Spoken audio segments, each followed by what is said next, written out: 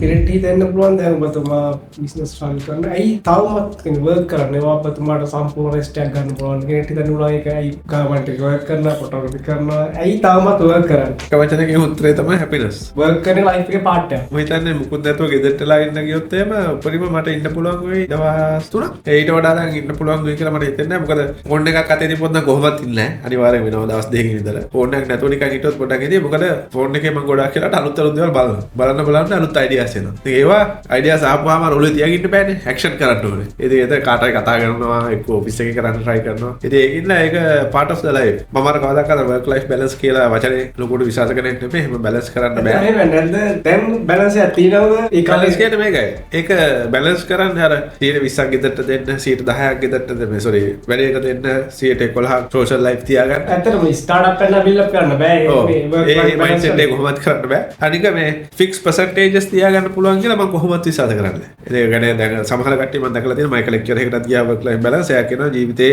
පැය 8ක් අපි නිදා ගන්නවා තිබ්බොත් ඒක පැය 6කට අඩු කරලා අපි තුන් පැය 18ක් තියනවා කියලා. ඒතර පැය 18 මෙන්න මෙහෙම කෑලි කරන්න කියලා. ඒක කරලා at least එයා කියන්නේ දවසකට කරන්න අමාරු සතියකට හදලා සතියේ ඒ පැය ගාන ඒ අදාළ කෙනෙකුට දෙන්න කියලා. අපි ගෙදරට නම් අපි තුන් පැය 40ක් නම් සතියේ තියෙන්නේ පැය 40 පැය 20ක් ගෙදරට තියන්න. එහෙමම කියලා. මම හිතන්නේ නැහැ. ඒක මට නම් කවදාකවත් කරන්න බෑ. මම හිතන්නේ නැහැ ලංකාව වගේ US කල්චර් එකකදී ඒක කරන්න පුළුවන්. අපි ඉන්න සොසයිටි එකයි අපි ඉන්න රටයි එක ගත්තාම මම හිතන්නේ නැහැ හැම මේ ෆ්ලික්ස් බ්‍රැකට් ඇතුලේ තියාගෙන. ඒ කියන්නේ 120ක් ගෙදරට 10ක් ඔෆිස් එකට 10ක් සෝෂල් වර්ක්. ඒ තුරු ටික ඔයාගේ එන්ජොයිමන්ට් එහෙම බ්‍රැකට් කරන්න පුළුවන් කියලා මම විශ්වාස කරන්නේ නැහැ.